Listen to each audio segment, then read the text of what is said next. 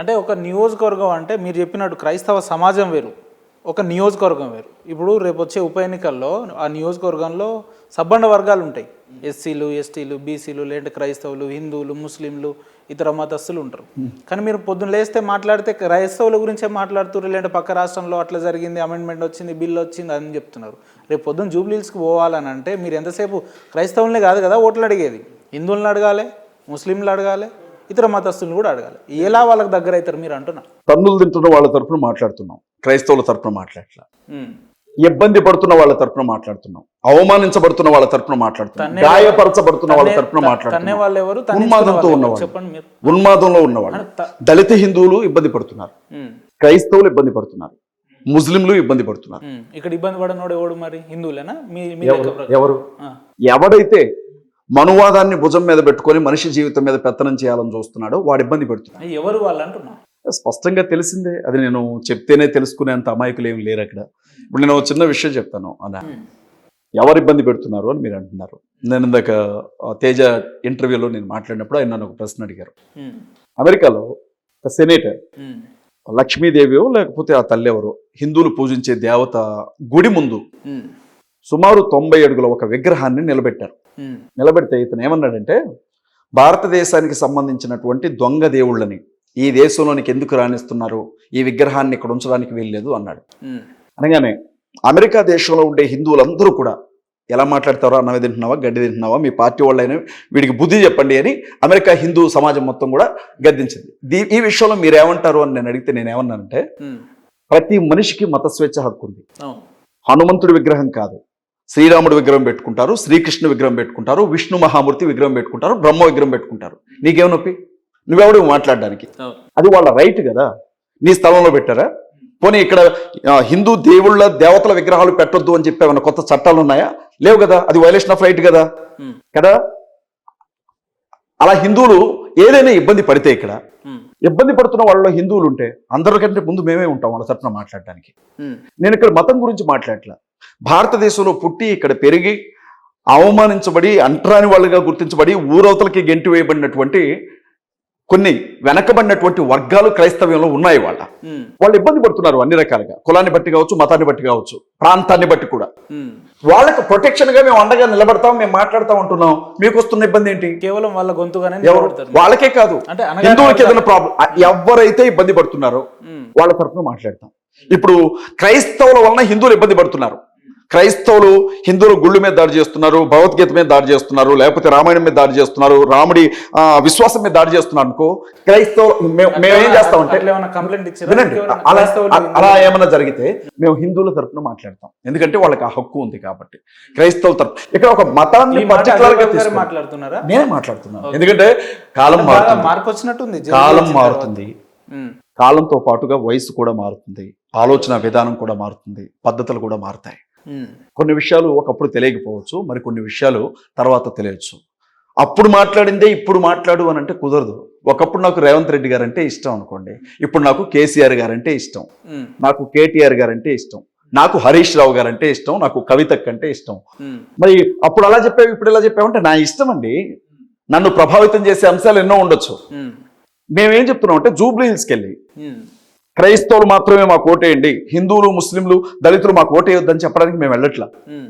క్రైస్తవ్యం మీద, ముస్లిమ్స్ మీద, లేకపోతే దళిత హిందువుల మీద మీకు చిన్న విషయం చెప్తాను.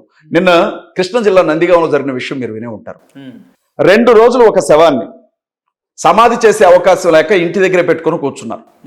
సంచార జాతులు వాళ్ళు, ఎస్టీలు. మనం చూస్తూ ఉంటాం ఊర్లో రోడ్ల పక్కన గుడారాలు, టెంట్లు వేసుకుని ఉంటారు కదా. వాళ్ళ మనిషి చనిపోయాడు. చనిపోతే ఆ నందిగామలో 7 శ్మశాన వాటికలు ఉన్నాయి. ఆ శ్మశాన వాటికలో ఒక శ్మశాన వాటిక దగ్గరికి శవాన్ని పాతిపెట్టడానికి తీసుకెళ్లి గొయ్యి తవ్వారు. తవ్వగానే అది ఏ సామాజిక వర్గానికి చెందిన శ్మశాన వాటికో వాళ్ళు వచ్చి అడ్డు తిరిగారు. వీడిని ఇక్కడ పాతిపెట్టడానికి వీల్లేదు, ఎందుకు అంటే వీడు కులం తక్కువడు. మిగిలిన 6 శ్మశాన వాటికల దగ్గర అదే పరిస్థితి ఎదురైంది. నువ్వు కోల్ తక్కువడివి, మా శ్మశాన వాటికల్లో వద్దు అని 7 శ్మశాన వాటికల జనం ఎదురు తిరిగారు. అయితే నన్ను ఒక విషయం చెప్పలేదు. ఈ టైంలో మీకు మ్యాజిక్ కావాలా, లాజిక్ కావాలా? మీకు మ్యాజిక్ కావాలా, లాజిక్ లోనే సబ్జెక్ట్ ఉంటుంది. లాజిక్ లోనే చిన్న విషయం చెప్తున్నాను వినండి. రాజకీయం అంటే మతమే కాదు కదా. రాజకీయం అంటే స్థానిక ఎవరో అన్నారు బ్రదర్, నాకు పెద్ద దేశం అంటే మట్టి కాదు, దేశం అంటే మనుషులు అని. మతం అంటే మట్టే, వాళ్ళు కూడా మనుషులేనా? వాళ్ళు కూడా మనుషులే కదా. మనుషుల గురించే మాట్లాడుతున్నాను నేను. 2 రోజులు శవాన్ని పాతిపెట్టిన ఒప్పుకోతే ఒక్క నిమిషం వినండి. అక్కడ క్రైస్తవులు వాళ్ళ సమాధుల దగ్గరికి రానివ్వలేదు, ముస్లింలు వాళ్ళ సమాధుల దగ్గరికి రానివ్వాల, హిందువులు వాళ్ళ సమాధుల దగ్గరికి రానికపోతే, జిల్లా ఎస్పీ దగ్గర నుంచి కలెక్టర్ స్థాయి అధికారులు వచ్చి బతిలాడిన ఒప్పుకోకపోతే, ఒక రైతు, అతను ఎవరో నాకు తెలియదు, నా పొలంలో, నా పంట పొలంలో పాతి పెట్టుకొని వచ్చాడు. నేనేమడిగానో తెలిసే ఇవాళ, సరే మతాన్ని బట్టి వచ్చిన వివక్ష అయితే మతం గురించి మాట్లాడేవాళ్ళమే, కానీ వాళ్ళు సంచార జాతులు, రెక్కాడితే కానీ డొక్కాని వాళ్ళు, క్రైస్తవులకు బుద్ధి లేదా అని చెప్పి అడిగాను. అంటే ఇప్పుడు మరి క్రైస్తవులు ఎందుకు అడిగామని అడిగారే మీరు నన్ను? మనిషి ఫండమెంటల్ రైట్స్ దెబ్బతినే ప్రతి చోట మనం మాట్లాడచ్చు బ్రదర్, అదే మాట్లాడుతున్నాం జూబ్లీహిల్స్ లో. ఏ మతమైనా మాట్లాడతాం, ఖచ్చితంగా మాట్లాడతాం బ్రదర్. ఇప్పుడు అదే మీరు ఇంప్లిమెంట్ చేయబోతున్నారు, అదే చేస్తాం. అంతేనా? అంతే. ఓకే, అంటే మీరు చేసే ఈ చిన్న ప్రయత్నంలో క్రైస్తవ సమాజం మీతోని ఎంతవరకు వస్తుంది అనుకుంటున్నారు మీరు? ఖచ్చితంగా మమ్మల్ని ఫాలో అవుతారు, మమ్మల్ని అర్థం చేసుకుంటారు. క్రైస్తవులే కాదు, సామాన్య ప్రజలు అందరూ కూడా, ఏ క్రిస్టియన్, ముస్లిం, హిందూ అని కాకుండా అందరూ కూడా, ప్రజలందరూ కూడా ఒక ఫ్రెష్ ఎనర్జీ కోసం, ఒక ఫ్రెష్ పర్సన్ కోసం ఎదురు చూస్తున్నారు. రాజకీయ నాయకుల చేతుల్లో మోసపోయి విసిగిపోయి, ఇక మేము మోసపోవటం ఇష్టం లేదు, మాకు కొత్త వాళ్ళు కావాలి, సామాన్యుడు నాయకుడు అవ్వాలి, సామాన్యుడిని అసెంబ్లీకి పంపించుకోవాలని ప్రజలందరూ కూడా ఒక మార్పు కోసం, ఒక నూతన చైతన్యం కోసం ఎదురు చూస్తున్నారు. సో అలాంటి వాళ్ళందరూ మేము అవకాశం కోసం అడుగుతాం. నేను పొద్దున్న లేస్తే బైబిల్ని బోధించే వాళ్ళు పాస్టర్లుగా, లేదంటే రకరకాల వ్యక్తులు, అజయ్ బాబు గారు లేదంటే అభినయ్ దర్శన్ చేసేది మంచి ప్రయత్నమే, వాళ్ళకి సపోర్ట్ ఇద్దామని చెప్పే వ్యక్తులు ఎవరైనా ఉన్నారా? అట్లా ఒక ఉదాహరణకు ఒక 5-10 మంది పేర్లు చెప్తారా మీరు, పెద్ద వ్యక్తుల పేర్లు? ఖచ్చితంగా ఉన్నారు. మేము ఫీల్డ్లోకి వెళ్ళాలి. ఇప్పుడు మేము పబ్లిక్లోకి వెళ్తే వాళ్ళ నుంచి వచ్చే రెస్పాన్స్ ఖచ్చితంగా తెలియపరుస్తాం. ప్రజలైతే రాజకీయ నాయకుల చేతులు మోసపోయి అలసిపోయారు. కొత్త వాళ్ళకి, సామాన్యులకి, ప్రజల్లో నుంచి వచ్చిన వాడికి అవకాశం ఇవ్వడానికి సిద్ధంగా ఉన్నారు. సామాన్యులు అంటే ఇయాల్టి వరకు ఆ నియోజకవర్గంలో మీరు ఎన్నడూ అడుగు పెట్టలేదు, అక్కడ ఎన్ని డివిజన్స్ ఉంటాయో తెలియదు, ఎన్ని ఓటర్లు ఉంటుందో తెలియదు, లేదంటే అక్కడ స్థానిక సమస్యలు ఏమున్నాయో తెలియదు. అలాంటి వ్యక్తులకు, మీలాంటి వ్యక్తులకు అవకాశం ఇస్తారని మీరు ఎట్లా అనుకుంటారు? డిప్యూటీ సీఎం పవన్ కళ్యాణ్ గారు 2 చోట్ల నుంచి పోటీ చేశారు కదా, 2 చోట్ల నుంచి చేశారుగా. ఆయన పుట్నూరులో చేశారా ఏంటి?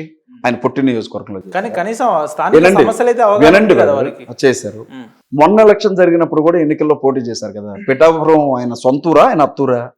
అసలు పిఠాపురం నిన్నగాక మొన్న ఆయన డిప్యూటీ సీఎం గా గెలిచిన తర్వాత ఒక ఎస్సీ కాలనీ, మాల కాలనీ మొత్తాన్ని కూడా వేలేస్తే ఒక శాసనసభ్యుడిగా కూడా కనీసం మాట్లాడాలి. అక్కడికి వచ్చి ఆయన ఎట్లా పోటీ చేశాడు? నాకు తెలియక అడుగుతాను. నారా లోకేష్ గారు ఆరిజిన్ ఎక్కడ? ఆయన పుట్టి పెరిగింది అక్కడ హైదరాబాద్ లోనే కదా. మంగళగిరిలో ఏం తెలుసు ఆయనకి? మంగళగిరి నుంచి ఎట్లా పోటీ చేశాడు ఆయన? ప్రధానమంత్రులుగా పోటీ చేసేవాళ్ళు, ఒక మహాతల్లి వచ్చి మన మెదక్లో పోటీ చేసింది కదా, గెలిపించుకోలేదా? అప్పుడు నరేంద్ర మోడీకి వారణాసికి ఏంటి సంబంధం? ఎక్కడ పుట్టాడు? ఎవరు అంటే వాళ్ళకేమన్నా 100 తల్లున్నాయా? మాకేమన్నా? వాళ్ళ ప్రొఫెషన్ అంతా పొద్దున్న లేస్తే రాజకీయాల్లో ఉంటారు. ఎక్కడ లేదు రాజకీయం? మీ ఛానల్లో రాజకీయం లేదా? మీ ఛానల్లో రాజకీయం లేదా? ఛానల్స్ లో రాజకీయం లేదా? స్కూళ్లలో రాజకీయం లేదా? వ్యాపార సంస్థల్లో రాజకీయం లేదా? చర్చిల్లో రాజకీయం లేదా? గుడుల్లో రాజకీయం లేదా? ఉద్యోగాల్లో రాజకీయం లేదా? రాజకీయం లేదు ఇక్కడ. చర్చిల్లో ఇది కూడా రాజకీయమే, గుడుల్లో లేవు. ఇది కూడా రాజకీయమే. మీరు దళిత వాడల్లో 1000 గుళ్ళు కడతామని చెప్పింది రాజకీయం కాదా? అది ఆంధ్రాలో గుడుల్లో రాజకీయం లేదంటారంటే. దళిత వాళ్ళలో 1000 గుళ్ళు కట్టమని బిఆర్ నాయుడు గారు చెప్పారు. ఆంధ్రాలో ఒక్కొక్క నియోజకవర్గానికి 6 గుళ్ళు కడతామన్నారు. నేనేమంటున్నానంటే 6 కాదు 60 కట్టు. నేను ఎవడాపాడు ఇన్ని రోజులు? క్రైస్తవ్యంలోనికి కన్వర్ట్ అవుతున్నారని ఇప్పుడు దళితులు గుర్తొచ్చారు, మంచిది. నేనేమంటున్నానంటే దళితులు గుర్తొచ్చి గుళ్ళు కట్టావంటే దాని అర్థం ఏంటి? మీ గుడిలో రావద్దా? అందుకే వాళ్ళ కోసం గుళ్ళు కడుతున్నావు, రాజకీయం కదా. రెండోది ఏం అడుగుతున్నానంటే, మొత్తం ఒక్కో నియోజకవర్గంలో 6 గుళ్ళు కట్టేటప్పుడు ఒక్క సూపర్ స్పెషాలిటీ హాస్పిటల్ లాంటిది దళితుల కోసం కట్టాం. మేము వినండి ఉప ఎన్నికల్లో ఎమ్మెల్యే అభ్యర్థిగా నిలబడతా అని వారు చెప్తున్నారు, నిలబెట్టిస్తా అని మీరు చెప్తున్నారు. కాబట్టి అసలు రాజకీయం అది తెలంగాణ, రాహుల్ గాంధీ అట్లా, ఇందిరాగాంధీ అట్లా. జూబ్లీహిల్స్ పాకిస్తాన్ లో లేదు, జూబ్లీహిల్స్ తాలిబాన్లు పరిపాలించే ఆఫ్ఘనిస్తాన్ లో లేదు. జూబ్లీహిల్స్ లో ఎన్ని ఓట్లు ఉన్నాయనేది ఎలక్షన్ కమిషన్ కి సంబంధించినటువంటి వ్యక్తుల దగ్గర తీసుకోవచ్చు. మొన్న తీన్మార్ పార్టీ మల్లన్న గారు చెప్పారు, మీకు తెలియదా? 3,85,000 ఓట్లు ఉన్నాయని చెప్పాడు. వెలమలకు సంబంధించి 780 ఓట్లు మాత్రమే ఉన్నాయని చెప్పాడు. రెడ్లకు సంబంధించి మొత్తం కలిపితే 5-6 ఓట్లు ఉంటాయని చెప్పాడు. కమ్మలకు సంబంధించి ఒక 10,000 ఓట్లు ఉన్నాయన్నాడు. మొత్తం కలిపితే 25,000 అగ్రవర్ణాల ఓట్లు ఉంటాయన్నాడు. బీసీలకు సంబంధించి 1,25,000 ఓట్లు ఉన్నాయన్నాడు. మిగిలినవి ఎస్సీలవి ఎస్టీలవి అని చెప్పాడు. ఇంకేం తెలియాలా జూబ్లీహిల్స్ నియోజకవర్గం గురించి? ఏం సమస్యలు ఉన్నాయి రేపు? ఏం సమస్యలు? వర్షం పడితే హైదరాబాద్ పెద్ద చెరువు, ఆ చెరువులో మునిగిపోయే మొదటి ప్రాంతం జూబ్లీహిల్సే. ఓకే, దాన్ని ఏ రకంగా పరిష్కరిస్తారు అంటున్నా? ఈ మాట మీరు రేవంత్ రెడ్డి గారిని అడగాలి ఫస్ట్. మీరు 2 సంవత్సరాలుగా ముఖ్యమంత్రిగా ఉన్నావు, నువ్వేం చేసినావు అని అడగాలి. 10 ఏళ్ళుగా ముఖ్యమంత్రిగా ఉన్నారు కేసీఆర్ గారు, మీరు ఏం చేశారని అడగాలి. మీరు ఎమ్మెల్యేగా నిలబడతారు కదా ప్రచారం. అభినయ్ దర్శన్ గారు ప్రచారంలోకి వచ్చినప్పుడు ఖచ్చితంగా బోడిగుండికి మోకాలకి ముడేమేయం జూబ్లీహిల్స్ లో ఉన్న సమస్యలు ఏంటో మాట్లాడతాం, జూబ్లీహిల్స్ లో ఉన్న ప్రజలు ఏంటో మాట్లాడతాం. అయితే రాజకీయం కాదు అని అనొద్దు. మీరు కేఏ పాల్ గారు ఉన్నారు, 23వ తారీఖు రోజున జూబ్లీహిల్స్ నియోజకవర్గానికి సంబంధించిన దాదాపు 350 మంది నిరుద్యోగ యువతతో మీటింగ్ పెట్టి వాళ్ళకి ఉద్యోగాలు ఇస్తానని చెప్పాడు. చెప్పినటువంటి నెక్స్ట్ డేనే ఆయన మీద లైంగిక వేధింపుల కేసు నమోదైంది. ఏంది ఇది? రాజకీయం కాదా ఇది? రాజకీయం కాదా? కేసు పెట్టినవాడు మీడియా ముందుకు ఎందుకు రాదు? కేసు పెట్టినవాడ ఓపెన్ గా వచ్చి ఎందుకు చెప్పదు? ఇప్పుడు కేఏ పాల్ గారికి సమర్థిస్తున్నారు ఎవరు? లైంగిక వేధింపులు. నా అనుమానం లైంగిక వేధింపులు చేసింది మీరైనా నేనైనా బొక్కలో పెడతారు తీసుకెళ్లి, అందులో ఎలాంటి ముచ్చట ఉండదు. విషయం ఏంటంటే ఇప్పుడు అభినయ్ దర్శన్ గారి దగ్గర 5 ఫోన్లు ఉన్నాయి, 5 నంబర్లు, మినిస్ట్రీ నెంబర్లు. ఆ ఫోన్లు ఒకటి సుధా దగ్గర ఉంటుంది, ఇంకోటి సంపత్ దగ్గర ఉంటుంది, ఇంకోటి మేడం గారి దగ్గర ఉంటుంది, ఈయన దగ్గర ఉండదు ఫోన్. అట్లా కేఏ పాల్ గారికి ఫోన్ చేయాలంటే ఆయన పర్సనల్ నంబర్ ఆయన ఎత్తడు.